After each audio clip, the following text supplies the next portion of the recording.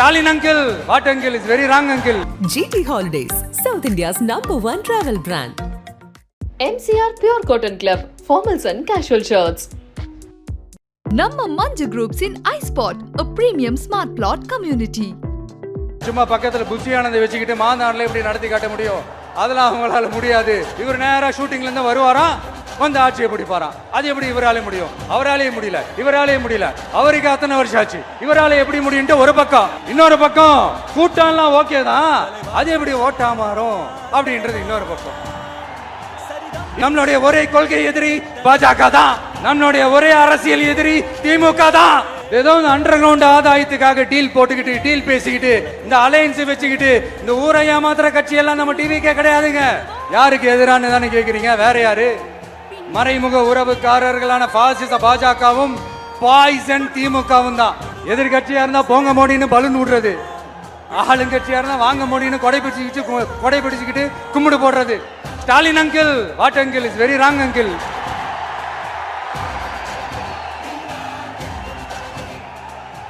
ஒரு தவறு செய்தால், அதை தெரிந்து செய்தால், அவர் கபட நாடக மு.க. ஸ்டாலின் அங்கிளாகவே இருந்தாலும், அங்கிள் அங்கிள் உங்களுக்கு மனசாட்சின்னு ஒன்று இருந்துச்சுன்னா நாங்க கேட்கிற கேள்விகளுக்கு மட்டும் கொஞ்சம் பதில் சொல்லுங்க அங்கிள். ஐயோ ஐயோ ஐயோ, வெரி வெரி ஃபர்ஸ்ட் அங்கிள். நீங்க உண்மையை சொல்லுங்க. செய்வோம் செய்வோம் செய்வோம் செய்வோம்னு சொன்னாங்களே, சொன்னதெல்லாம் செஞ்சாங்களா? உங்களை தான் கேட்கிறேன், சொன்னதெல்லாம் செஞ்சாங்களா? சத்தமா சத்தமா மை டியர் அங்கிள், கேக்குதா? மக்களோட சத்தம் கேக்குதா? எல்லாரும் கட்சி ஆரம்பிச்சதுக்கு அப்புறம் தான் ஒவ்வொரு வீட்டுக்குள்ளேயும் போறதுக்கு ட்ரை பண்ணுவாங்க. ஆனா நாங்க அப்படி இல்லை. ஒவ்வொரு வீட்டுக்குள்ளேயும் போனதுக்கு அப்புறம் தான் கட்சியாவே ஆரம்பிச்சிருக்கிறோம். நம்ம அரசியலுக்கு வர்றதுக்கு முன்னாடி அட இவரெல்லாம் வரமாட்டாரியா, அவரே வரல, இவரே வரல, இவருங்க வர போறாரு அப்படின்ட்டு நிறைய பேர் ஜோஷியம் சொன்னாங்க. அப்புறம் நம்ம கட்சியினுடைய பேர் அறிவிச்சதுக்கு அப்புறம், பேரு தானே அறிவிச்சிருக்கிறாரு, மக்கள் கிட்ட பேர் வாங்கணும்ல, அதெல்லாம் முடியாதுன்னாங்க. அப்புறம் ரொம்ப முக்கியமா மாநாடுலாம் எவ்வளவு பெரிய விஷயம், அதெல்லாம் இவர் ஒத்தால எப்படி பண்ண முடியும்? சும்மா பக்கத்துல புஷியானதை வச்சுக்கிட்டு மாநாடுல எப்படி நடத்தி காட்ட முடியும்? அதெல்லாம் அவங்களால முடியாது. அப்புறம் மழை பெஞ்சு எல்லாத்தையும் கெடுத்துரும். ஏன் என் கூட இருக்கிறவங்களே கூட தான் சொன்னாங்க. அதுக்கப்புறம் என்ன நடந்துச்சுன்னு உங்க எல்லாருக்குமே தெரியும். இப்ப புதுசா ஒண்ணு சொல்ல ஆரம்பிச்சிருக்கிறாங்க. அது என்னடானா, ஆட்சியை பிடிக்கிறதெல்லாம் அவ்வளவு ஈஸி இல்லை இல்லையா? இப்ப அதெல்லாம் விட்டாங்க, இப்ப இங்க வந்துட்டாங்க. இவர் நேரா ஷூட்டிங்ல இருந்து வருவாராம், வந்து ஆட்சியை பிடிப்பாராம். அது எப்படி இவராலே முடியும்? அவராலேயே முடியல, இவராலேயே முடியல. அவருக்கு அத்தனை வருஷம் ஆச்சு, இவரால எப்படி முடியும்ட்டு ஒரு பக்கம். இன்னொரு பக்கம் கூட்டம்லாம் ஓகே தான், அது எப்படி ஓட்டா மாறும் அப்படின்றது இன்னொரு பக்கம். இப்படி கதை, திரைக்கதை, வசனம், இயக்கம், பாடல்கள். இந்த அரசியல் ஆய்வாளர்களுக்கு நான் சொல்றதெல்லாம் ஒன்னேதான், நல்லா கேட்டுக்கங்க. இந்த விஜய் ஏதோ இந்த பல லட்சம் பேர் கூடுற கூட்டத்தில் மட்டுமே இருக்கிறாரு அப்படின்னு மட்டும் தப்பு கணக்கு போட்டாதீங்க. ஏன்னா நம்மளுடைய இந்த கூட்டம் வெறும் ஓட்டா மட்டும் இல்லைங்க, வரப்போற தேர்தலில் மக்கள் விரோத ஆட்சியாளர்களுக்கு நாம வைக்க போற வேட்டா, நம்மளை கோட்டைக்கு அனுப்ப போற ரூட்டா இருக்க போதுன்னு சீக்கிரமாவே தெரிஞ்சுப்பீங்க. ஏன்னா கோடிக்கணக்கானவங்களோட ஹார்ட்லயும் வீட்லயும் ஏற்கனவே ஆல்ரெடி உயிரா உணர்வா உறவா இருக்கிறோம். நம்மளுடைய கனெக்ட் எல்லாம் வெறும் மக்களோட மட்டும்தான். நாம யாருன்னு அவங்களுக்கு தெரியும், அவங்க யாருன்னு நமக்கு தெரியும். நாமளும் நம்ம மக்களும் எப்படி இருக்கிறோம்னு எதிரிகளுக்கு நல்லாவே தெரியும். இருந்தாலும் இந்த விஜய் எதுக்குப்பா வந்திருக்கிறாரு? இவர் என்ன புதுசா என்ன திட்டம்லாம் சொல்லிட்டாரு அப்படின்னு வேற நிறைய கேள்விகள். இந்த சொல்றேன், தெரிஞ்சுக்கங்க. பெண் குழந்தைகள், பெண்கள் மற்றும் வயசானவங்களோட பாதுகாப்புல தான் நம்ம பிரையாரிட்டியே. அடுத்து இளைஞர்கள், உழவர்கள், உழைப்பாளர்கள், நெசவாளர்கள், மீனவர்கள், ஆதரவற்ற முதியோர்கள், மாற்றுத்திறனாளிகள், மூன்றாம் பால் இனத்தவர்கள்னு இன்னும் யாருக்கெல்லாம் கவர்மெண்டோட ஒரு ஸ்பெஷல் அட்டென்ஷன் தேவையோ அவங்க எல்லாருக்குமான ஒரு கவர்மெண்ட் அமைக்கிறது தான் நம்ம இலக்கே. நம்மளுடைய ஒரே கொள்கை எதிரி பாஜக தான், நம்மளுடைய ஒரே அரசியல் எதிரி திமுக தான். எப்படி? நம்மளுடைய ஒரே கொள்கை எதிரி, நம்மளுடைய ஒரே அரசியல் எதிரி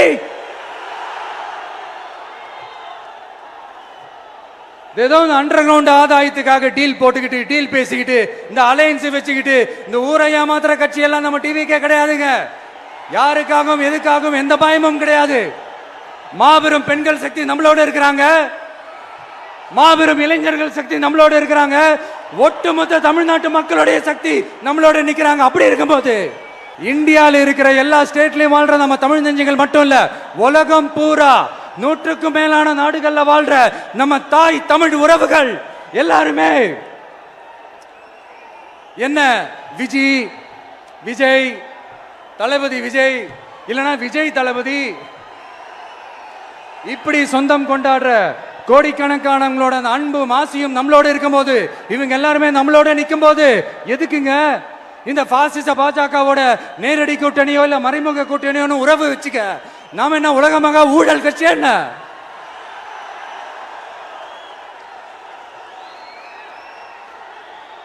நம்மளை பத்தி சின்னதா ஒரு உண்மை ஒண்ணு சொல்லலாமா? என்னடா இவர் வாயால இப்படி சொல்றாருன்ட்டு யாரும் தவறா நினைச்சுக்க வேணாம். ஏன்னா இது ஒரு விதத்துல ஒரு ஃபேக்டும் கூட. அதனாலதான் நான் சொல்லணும்னு ஆசைப்படுறேன். நம்ம யார் தெரியும்ல? நாம எல்லாருமே சொல்றேன். நாம யார் தெரியும்ல?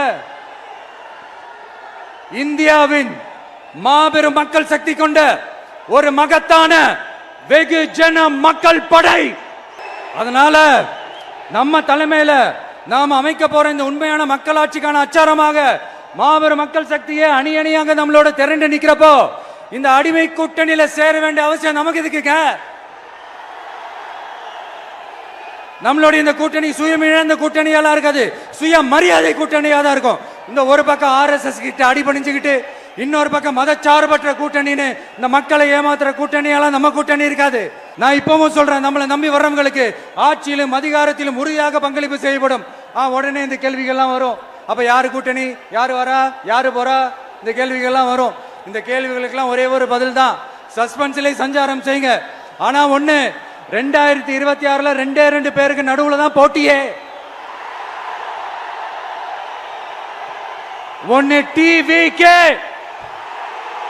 இன்னொன்னு டிஎம்கே. இந்த போட்டி எப்படி இருக்க போதுன்னா, இந்த அலையன்ஸை வச்சு எப்படியாவது நம்ம தப்பிச்சிடலாம். என்ன இந்த பழைய இந்த மேத்தமேட்டிக்ஸ் அரித்மேட்டிக்ஸ் இதெல்லாம் வச்சு எப்படியாவது நம்ம தப்பிச்சிடலாம் அப்படின்னு நினைக்கிறவங்களோட அந்த கனவு ஒரு நாளும் மைப்படாது. சரி, இப்ப நம்ம வேற ஒரு ஏரியாவுக்கு ஒன்று வருவோம்.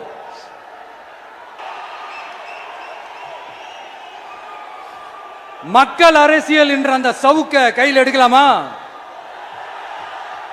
யாருக்கு எதிரான தானே கேட்கிறீங்க? வேற யாரு? மறைமுக உறவுக்காரர்களான பாசிச பாஜகவும் பாய்சன் திமுகவும் தான். மாண்புமிகு பிரதமர் நரேந்திர மோடிஜி அவர்களே 3வது முறையா ஒன்றியத்தோட ஆட்சி அதிகாரத்தை நீங்க தானே கையில் வச்சிருக்கிறீங்க. இல்ல நாங்க தெரியாம தான் கேட்கிறோம். நீங்க ஆட்சிக்கு வந்தது ஒட்டுமொத்த மக்களுக்கும் நல்லது செய்யவா, இல்ல நம்மளுடைய இந்த இஸ்லாமிய நண்பர்களுக்கும் இஸ்லாமிய தோழர்களுக்கும் எதிராக சதி செய்யவா? மக்களுக்கு உங்ககிட்ட கேட்கறதுக்குன்னு ஏராளமான கேள்விகள் இருக்குது. அதனால அவங்க சார்பா, அவங்கள ஒருத்தனா, அவங்களோட ஒரு உண்மையான ஒரு பிரதிநிதியா உங்ககிட்ட சில கேள்விகள் கேட்கணும். மிஸ்டர் பிரைம் மினிஸ்டர் அவர்களே, நம்ம தமிழ்நாட்டு மீனவர்கள் கிட்டத்தட்ட ஒரு 800 பேருக்கு மேல இலங்கை கடற்படையால தாக்கி அழிக்கப்பட்டிருக்கிறாங்க. அதை கண்டிக்கிறதுக்காக உங்களை பெருசா எதுவும் செய்ய சொல்லல, சின்னதா ஒண்ணு மட்டும் செஞ்சு கொடுங்க. இனிமேலாச்சும் எங்களுடைய மீனவர்கள் பாதுகாப்பா இருக்கிறதுக்காக இந்த கச்சத்தீவை இலங்கை கிட்ட இருந்து மீட்டு கொடுத்துருங்க, அது போதும். உங்களுடைய இந்த முரட்டு பிடிவாதத்தால நீங்க நடத்துற இந்த நீட்டு தேர்வு, அதனால இங்க என்னென்ன நடக்குதுன்னு சொல்றதுக்கே மனசு வலிக்குது. அதனால அந்த நீட்டு தேர்வு தேவையில்லைன்னு அறிவிச்சிருங்க, அது போதும். செய்வீர்களா திரு நரேந்திரபாய் தாமோதர் மோடிஜி அவர்களே? எங்களுக்கு என்னென்ன தேவையோ என்னென்ன நல்லதோ அதெல்லாம் செய்ய மாட்டேங்கிறீங்க. ஆனா ஆட்சி அதிகாரத்தை மட்டும் கையில வச்சுக்கிட்டு மக்களை ஏமாத்த நேரடியாக ஒரு பாசிச பாஜக அடிமை கூட்டணி ஒண்ணு. அடுத்து உங்களோட இந்த மைனாரிட்டி ஆட்சியை ஓட்டுறதுக்காக மறைமுகமாக ஆர்எஸ்எஸ் அடிமை குடும்பம்னு இன்னொரு கூட்டணி. இப்படி மக்கள் சக்தியே இல்லாத இந்த ஊழல் கட்சிகளை மிரட்டி அடிபணிய வச்சு 2029 வரைக்கும் சொகுசு பயணம் போயிடலாம்னு திட்டம் தீட்டி வச்சிருக்கிறீங்க. அதானே ஜி? என்னஜி ஒண்ணு மட்டும் சொல்றேன், தெரிஞ்சுக்கங்க. என்னதான் நீங்க இந்த நேரடி மறைமுக கூட்டணி குட்டிகரணம் போட்டாலும் தாமரை இலையில தண்ணியே ஒட்டாது. தமிழக மக்கள் மட்டும் எப்படி ஒட்டுவாங்க?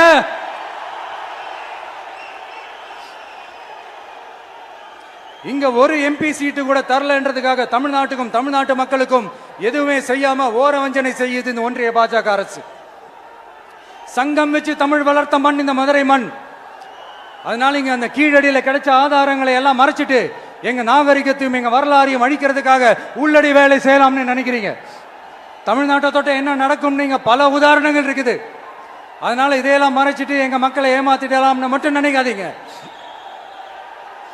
மத நல்லிணக்கத்திற்கு பெயர் பெற்ற இந்த மதுரை மண்ணிலிருந்து சொல்றேன், உங்க எண்ணம் எல்லாம் ஒரு நாளும் ஈடேறாது.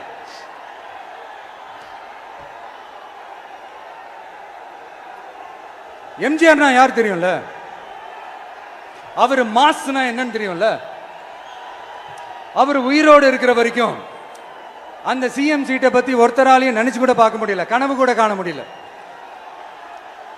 எப்படியாவது அந்த சிஎம் சீட்டை என்கிட்ட கொடுத்துருங்க, என் நண்பர் எம்ஜிஆர் திரும்ப வந்ததுக்கு அப்புறம் நான் திருப்பி கொடுத்துறேன்னு தன்னோட எதிரியை கூட மக்கள் கிட்ட கெஞ்ச வச்சவர் எம்ஜிஆர். எப்படி கெஞ்ச வச்சவர்? ஆனா இப்போ அவர் ஆரம்பிச்ச அந்த கட்சியை, எம்ஜிஆர் அவர்கள் ஆரம்பிச்ச அந்த கட்சியை கட்டி காக்கிறது யாரு? இன்னைக்கு அந்த கட்சி எப்படி இருக்குது? அதை நான் சொல்லிதான் உங்களுக்கு தெரியணுமா என்ன? அப்பாவி தொண்டர்கள் அதை வெளியில சொல்ல முடியாம வேதனையில தவிக்கிறாங்க. 2026 சட்டமன்ற தேர்தலில் யாருக்கு ஓட்டு போடணும், எப்படிப்பட்ட ஆட்சி இங்க அமையணும்னு அந்த அப்பழுக்கற்ற அந்த தொண்டர்களுக்கும் ரொம்ப நல்லாவே தெரியும். அதனால என்ன வேஷம் போட்டுக்கிட்டு பாஜக இங்க தமிழ்நாட்டுக்குள்ள வந்தாலும் அவங்க வித்தை எல்லாம் இங்க வேலைக்கே ஆகாது. இப்படி பொருந்தா கூட்டணியா இந்த பாஜக கூட்டணி இருக்கிறதுனால இப்ப ஆட்சியில இருக்கிற இந்த வெற்றி விளம்பர மாடல் திமுக என்ன செய்யுதுன்னு தெரியும்ல? பாஜகவோட உள்ளுக்குள்ள ஒரு உறவை ஒண்ணு வச்சுக்கிட்டு வெளியில எதிர்க்கிற மாதிரி ஒரு டிராமா ஒண்ணு பண்ணிக்கிட்டு, எதிர்கட்சியா இருந்தா போங்க மோடின்னு பலூன் விடுறது, ஆளுங்கட்சியா இருந்தா வாங்க மோடின்னு கொடை பிடிச்சுக்கிட்டு கும்பிடு போடுறது. இது மட்டுமா? ஒரு ரைடுன்னு ஒன்று வந்துட்டா போதும், இது வரைக்கும் போகவே போகாத ஒரு மீட்டிங், அதை காரணம் காட்டி டெல்லிக்கு போறது, அங்க ஒரு சீக்ரெட் மீட்டிங் நடத்துறது. நல்லா நோட் பண்ணணும் மக்களே, அந்த மீட்டிங் அப்புறம் இந்த இஷ்யூ அப்படியே காணாம போயிருக்குமே. அதேதான் Stalin uncle, what uncle is very wrong uncle.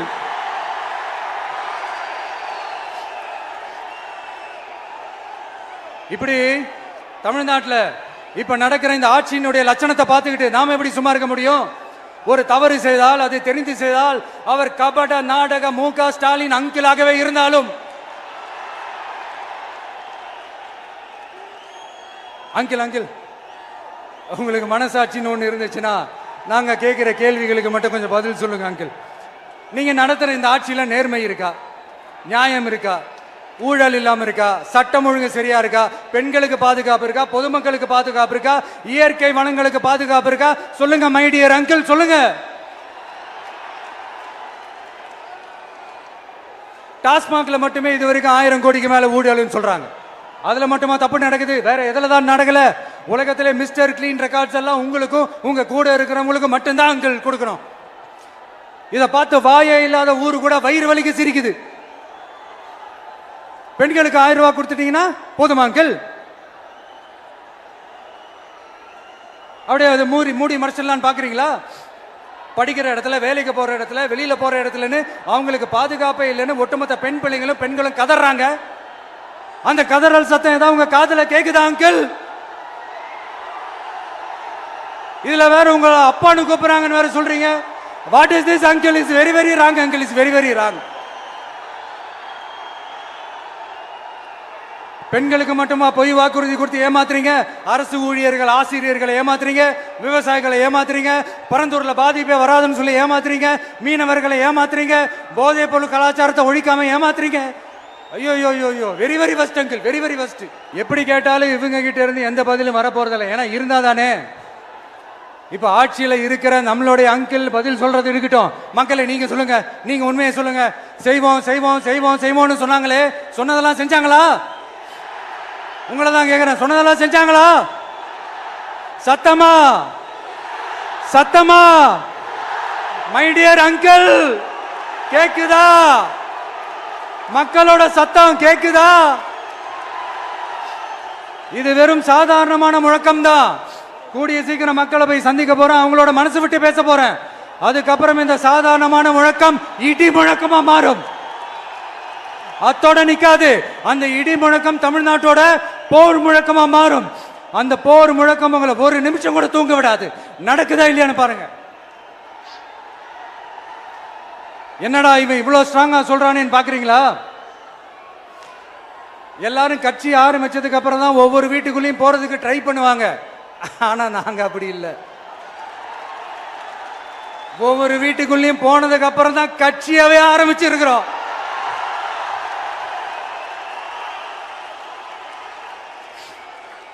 அதனால ஒட்டுமொத்தமா எல்லாருமா சேர்ந்து இந்த திமுக ஆட்சிய, கபட நாடக திமுக ஆட்சிய 2026 தேர்தலில் வீட்டுக்கு அனுப்புறோம். வீட்டுக்கு அனுப்புறோம். என்ன நண்பா, சரிதானே? என்ன நண்பி, செய்வீர்கள் தானே? இப்போ உங்களுக்கு சின்னதா ஒரு சர்ப்ரைஸ். நம்ம கட்சியினுடைய வேட்பாளர் பட்டியலை இப்ப நான் அறிவிக்க போறேன். மதுரை கிழக்கு வேட்பாளர் விஜய். இன்னும் முடிக்கல. ஒரு நிமிஷம், இன்னும் முடிக்கல. மதுரை மேற்கு வேட்பாளர் விஜய். மதுரை மத்தி வேட்பாளர் விஜய். மதுரை தெற்கு வேட்பாளர் விஜய். மதுரை வடக்கு வேட்பாளர் விஜய். மேலூர் விஜய். சோழவந்தான் விஜய். திருப்பரங்குன்றம் விஜய். திருமங்கலம் விஜய். உசிலம்பட்டி விஜய்.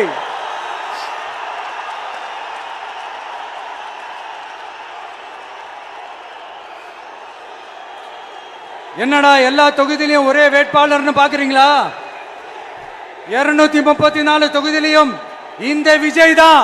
அதாவது உங்க விஜய் தான் உங்க சின்னம். இன்னும் சிம்பிளா சொல்லணும்னா, உங்க வீட்டில் இருக்கிற ஒருத்தர் தான் வேட்பாளரா நிக்க போறாங்க. அந்த வேட்பாளரும் நானும் வேறு வேறு இல்லை. நீங்க அவருக்கு ஓட்டு போட்டீங்கன்னா எனக்கு ஓட்டு போட்ட மாதிரி. இந்த முகத்துக்காக நீங்க ஓட்டு போட்டீங்கன்னா உங்க வீட்டில் இருக்கிற உங்களுடைய வேட்பாளர் ஜெயிச்ச மாதிரி. என்னடா இவர் ஏதோ ஓவரா சொல்றாருன்னு நினைக்க வேணாம். பிராக்டிக்கலா அப்படிதான் இருக்கும், அப்படிதான் இருக்கணும். நீங்களும் அப்படிதான் நினைப்பீங்கன்னு நான் நம்புறேன். ஏன்னா இது நம்மளை விட நம்ம எதிரிங்களுக்கு இன்னும் நல்லாவே தெரியும். அதனால எல்லா இந்த அதிகார பலம் எல்லாத்தையும் தூக்கிட்டு வந்துருவாங்க. வரட்டும், பாத்துக்கலாம். TVK will take it, TVK will meet it, TVK will compete with it and TVK will conquer it. TVK will conquer it.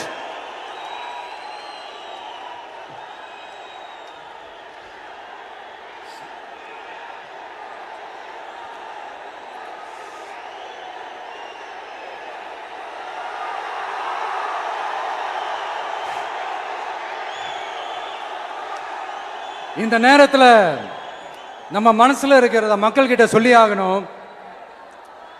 Thoothukudi ஸ்னோலினோட அம்மா என்ன அவங்களோட தம்பி, இன்னும் அவங்க பொண்ணுக்கு நான் தாய் மாமன்னு சொன்னாங்க. அந்த அக்காவோட குழந்தைக்கு மட்டும் இல்லைங்க, என்ன அண்ணனா தம்பியா நினைக்கிற தமிழ்நாட்டில் இருக்கிற என்னோட எல்லா சகோதரிகளின் குழந்தைகளுக்கும் நான் இன்னைக்கு மட்டும் இல்ல, என்னைக்குமே ஒரு தாய் மாமனா தான் இருப்பேன். நீங்க எல்லாரும் என்னுடைய ரத்த உறவு, கூட பிறந்த பொறுப்பு. என் வீட்டு ரேஷன் கார்டுல வேணா உங்க பேர் இல்லாம இருக்கலாம், உங்க வீட்டு ரேஷன் கார்டுல வேணா என் பேர் இல்லாம இருக்கலாம். ஆனா நாம் எல்லாரும் ஒண்ணுதான், உறவுதான். நமக்கு இடையே எந்த அரசியலும் உள்ள நுழையவே முடியாது. என்கிட்ட இருந்து உங்களையும் உங்ககிட்ட இருந்து என்னையும் எந்த சக்தியாலும் பிரிக்கவே முடியாது. அப்புறம் நான் ஒன்னும் இந்த மார்க்கெட் போனதுக்கு அப்புறம் ரிட்டையர் ஆனதுக்கு அப்புறம் அடைக்கலம் தேடி அரசியலுக்கு வரல. படைக்கலனோட வந்திருக்கிறோம். பவர்ஃபுல் ஃபோர்ஸோட, மாபெரும் படை வரிசையோட, எல்லாத்துக்கும் தயாராகி தான் வந்திருக்கிறோம். இவ்வளவு தயாரா நாம அரசியலுக்கு வர்றதுக்கு ரொம்ப ரொம்ப முக்கிய காரணம் ஒண்ணு இருக்கு. அது என்ன தெரியுமா? நன்றி கடன், நன்றி கடன், நன்றி கடன்.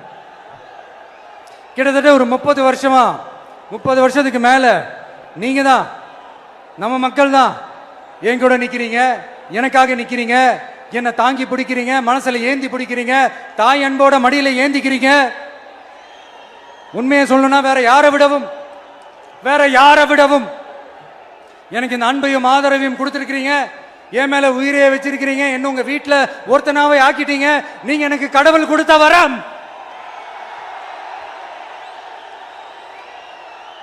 உலகம் பூரா நமக்காக நம்ம கூட நிக்கிற நம்ம மக்களை நான் எப்படி மறப்பேன்? நான் என் லைஃப்ல ரொம்ப உயிரா நினைக்கிறது பெண்களை, குழந்தைங்களை, இளைஞர்களை, உழைக்கிற மக்களை தான். இவங்க தான் நம்மளோட வகைரா. இதை பார்த்து தான் நம்மளோட எதிரிகளுக்கு பத்தி எரியுது. அதுக்காக நாம் என்ன செய்ய முடியும்? அதனால நம்ம உறவுகளை, சொந்தத்தை, வகைராவை யாருக்காகவும் எதுக்காகவும் விட்டு கொடுக்க முடியாது இல்லையா? Here at this moment among this August gathering, I want to open my heart and say I enjoy people. I respect people. I worship people.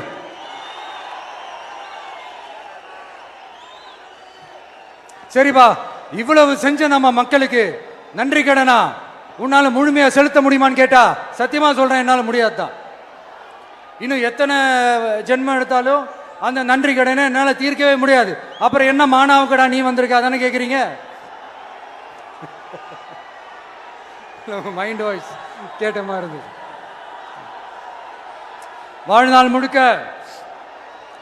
நம்ம மக்களுக்காக ஆதரவா துணையா நிக்கிறத தவிர, அவங்களுக்காக உழைக்கிறத தவிர எனக்கு வேற எந்த எண்ணமும் இல்லை. எனக்கு இப்ப வேற வேலையும் இல்லை. இனிமே எனக்கு இதுதான் என் வேலையே. என் கடன் இனி என் மக்களுக்கு பணி செய்து கிடப்பதே. இப்படியா ஹார்ட் டு ஹார்ட் யதார்த்தமா பேசிய பழகிட்டோம். இதுக்கு மேலேயும் எனக்கும் மக்களுக்கும் இடையே இருக்கிற அந்த உறவை பத்தி நான் பேச ஆரம்பிச்சேன்னா ஒரு மாதிரி எமோஷனல் ஆயிடுவேன். அப்புறம் அதை கண்ட்ரோல் பண்றது ரொம்ப கஷ்டம். அதனால என்ன மனசார நேசிக்கிற நம்ம மக்களுக்கு ஒன்னே ஒன்று சொல்றேன். இந்த விஜய் உங்க விஜய், உங்களுக்கான விஜய், உங்களுக்காக மட்டுமே இருக்கிற விஜய். உங்க கூட நிக்க, உங்களுக்காக நிக்க, உண்மையா நிக்க, உணர்வோட நிக்க, உறுதியா நிக்க, உங்க கூட பேச, உங்களுக்காக பேச, உண்மையா பேச, உணர்வோட பேச, உறுதியா பேச, உங்களுக்காக சேவை செய்ய உங்க விஜய் நான் வர.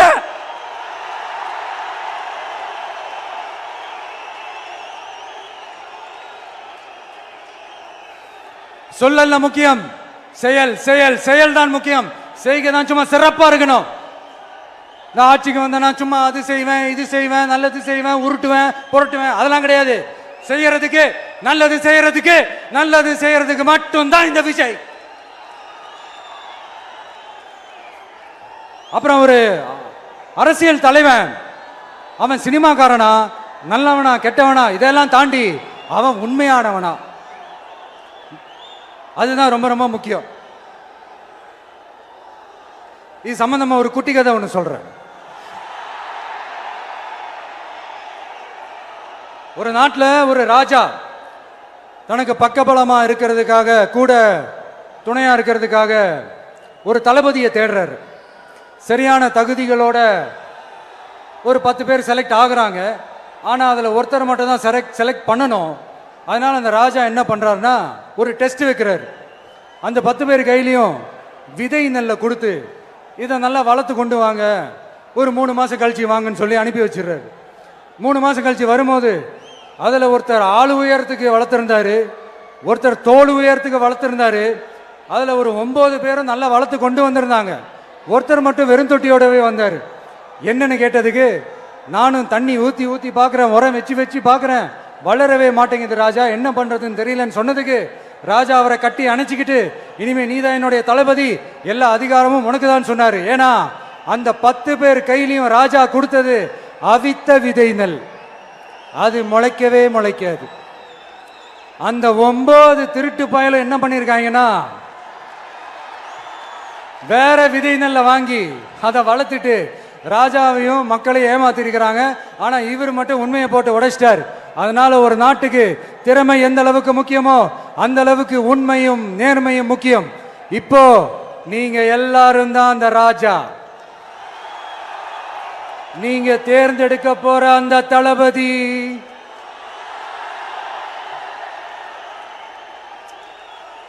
சும்மா சினிமாக்காரன் சினிமாக்காரன் சினிமாக்காரன். அம்பேத்கர் அவர்களை தோக்கடிச்சது சினிமாக்காரன் இல்ல, அரசியல்வாதி. காமராஜர் அவர்களை தோக்கடிச்சது இங்க விருதுநகர் பகுதியில் தோக்கடிச்சது சினிமாக்காரன் இல்ல, இன்னொரு அரசியல்வாதி. இன்னைக்கும் நம்ம கூட வாழ்ந்துட்டு இருக்கிற நல்ல கண்ணு ஐயாவை தோக்கடிச்சது சினிமாக்காரன் இல்ல, அரசியல்வாதி.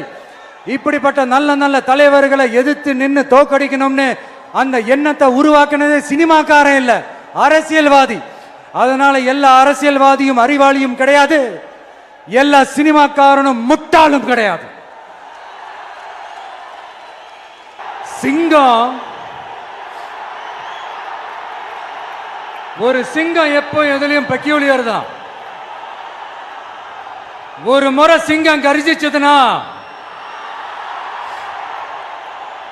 அந்த சவுண்ட்ல ஒரு 8 கிலோமீட்டருக்கு சும்மா அதிரும், எல்லா திசைகளும் அதிரும். அப்படிப்பட்ட அந்த சிங்கம் வேட்டைக்கு மட்டும்தான் வெளியில வரும், வேடிக்கை பார்க்கறதுக்கெல்லாம் வெளியில வராது. வேட்டையில கூட உயிரோடு இருக்கிற மிருகங்களை தான் வேட்டையாடும். அதுலயும் பெரும்பாலும் தன்னை விட பெரிய சைஸ் உள்ள மிருகங்களை தான் குறி வச்சு தாக்கும், ஜெயிக்கும். எவ்வளவு பசியில் இருந்தாலும் உயிர் இல்லாததை கெட்டு போனதை தொட்டு கூட பார்க்காது. அப்படிப்பட்ட அந்த சிங்கம் அவ்வளவு ஈஸியா எதையும் தொடாது, தொட்டா விடாது. காட்டோட 4 பக்கமும் மார்க்கிங் மை டெரிட்டரின்னு தன்னுடைய பவுண்டரியை தானே வகுக்கும். அப்படிதான் அந்த காட்டையே தன்னோட கண்ட்ரோல்ல வச்சிருக்கும். சிங்கத்துக்கு கூட்டத்தோட இருக்கிறதுக்கும் தெரியும், தனியா இருக்கிறதுக்கும் தெரியும். அப்படியே தனியா வரணும்னு நினைச்சாலும் அஞ்சாம அலட்டிக்காம சும்மா கெத்தா தனியா வந்து அத்தனை பேருக்கும் தண்ணி காட்டும். எப்போ எதுலயும் தன்னோட தனித்தன்மையை இழக்கவே இழக்காது. Yes, a lion is always a lion.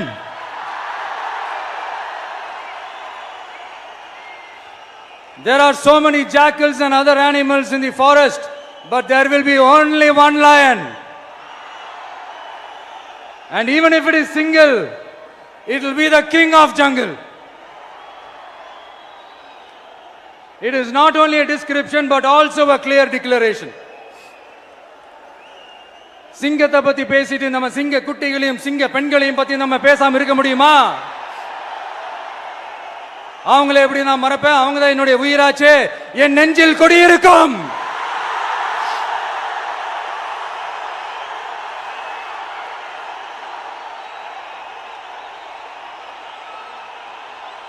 என்னுடைய தோழர்களுக்கும் தோழிகளுக்கும்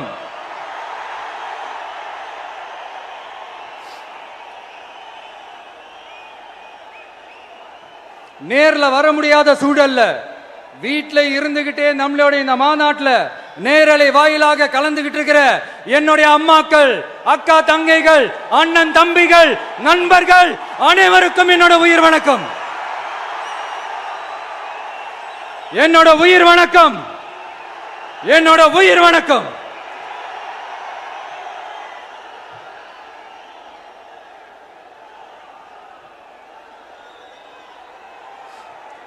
வீரம் விளையும் மாமதுரை மண்ணை வணங்குகிறேன்.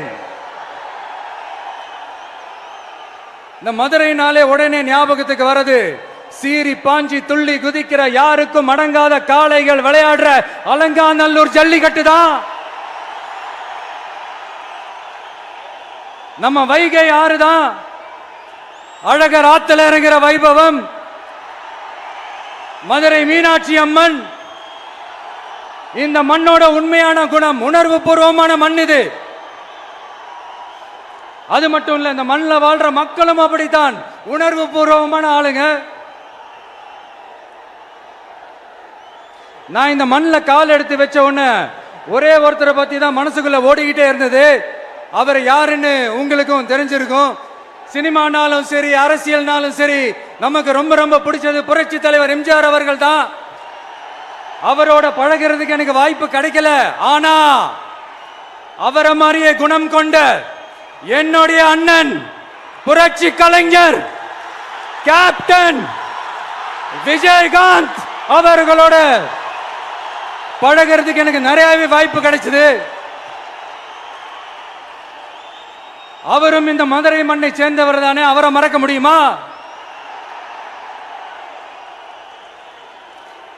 தமிழ்நாட்டு மக்கள் உணர்வுபூர்வமா உண்மையா நம்ம பக்கத்திலே நிக்கிறவங்க, அதுக்கு ஒரு மிகப்பெரிய அடையாளம் தான் இந்த மதுரை மண்.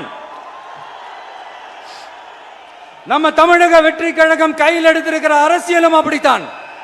உண்மையான அரசியல், உணர்வு பூர்வமான அரசியல், நல்ல அரசியல், நல்லவங்களுக்கான அரசியல், நாட்டு மக்களுக்கான அரசியல், நல்லது மட்டுமே செய்கிற அரசியல்.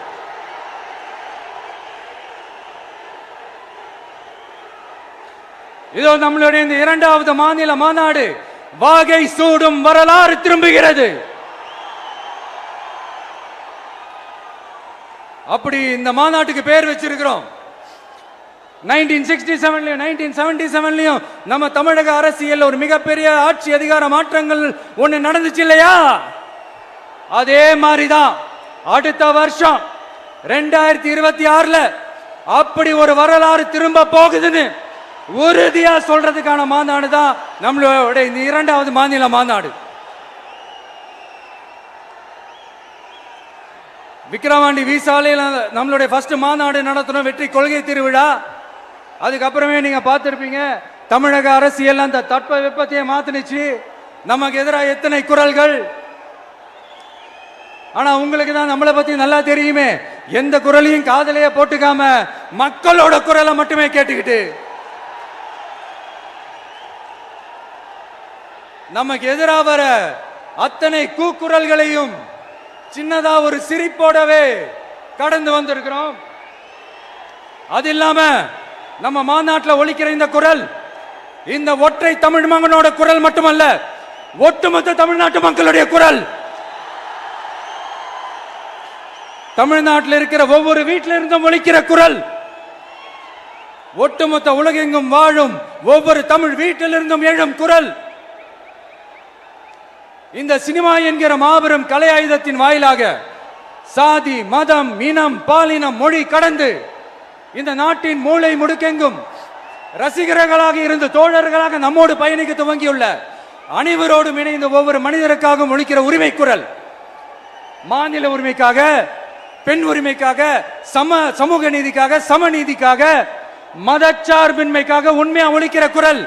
அதனால் இந்த குரலுக்கு எதிராக இன்னும் இன்னும் எத்தனை எத்தனை குரல்கள் வந்தாலும் ஓங்கி ஒலிக்குமே தவிர ஒரு நாளும் ஓயவே ஓயாது. எஸ்,